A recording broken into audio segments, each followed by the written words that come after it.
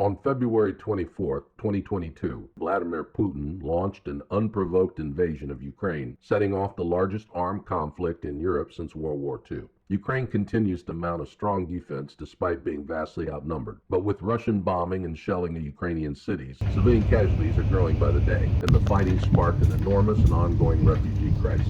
Radio Free Ukraine, an all-volunteer global network of medicines in Ukraine and around the world, is trying to do something. We're leveraging a virtual army of professional talent dedicated to helping support Ukraine's war efforts now and during reconstruction and deoccupation activities after Russia leaves Ukraine. One of the Ukrainian leaders and experts we're working with is an expert on the Russian Federation, and she's a former member of the Ukrainian government who focused on integration of Ukraine into NATO. Ms. Katerina Koval is a young professional who is a graduate from the Ukrainian Military Academy and currently serves as a sub-lieutenant in the Ukrainian Army Reserves as an infantry combat commander. She initiated the project USA Stands with Ukraine Global Security Forum and also the state-level campaign, which focuses on non-governmental civilian infrastructure support to Ukrainian communities that need help with how to do things from a community perspective, dealing with humanities, arts, healthcare, education, economic security and development, and similar needs that our communities sometimes take for granted. One example is our initiative to partner with the Ukrainian National Museum of World War II History in Kyiv.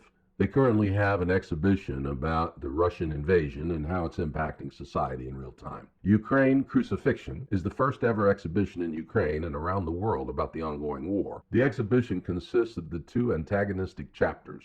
The first part briefly reveals the Russian propaganda, the full-scale invasion, and displays the military equipment, armament, and the everyday life items of the invaders from the Russian world. The second chapter of the exhibition has two locations, Ukraine, Crucifixion, and Shelter. The first one is based on the preserved spiritual and cultural objects, burnt window frames, the remains of the house, electronics, and even training equipment discovered on the ashes, as well as the children's things, their drawings and toys. The dominant core includes the saved treasures of the Ukrainian nation, the entrance gate of the Virgin Mary Nativity Church, the dome and the crucifix from the Jesus Ascension Church in the village of Lukyanvika, the damaged icon, Descent from the Cross, from the ruined St. Dmitry of Rostov Temple, the destroyed carcass of the wall on which the paintings of the world-famous artist Maria Primachenko were displayed in the burnt Ivankov Regional History Museum. The second part reconstructs in detail the realities of the life and times in different shelters under the shelling and bombardment by the hordes, and reveals 37 days of the life in one of the Hostomel shelters.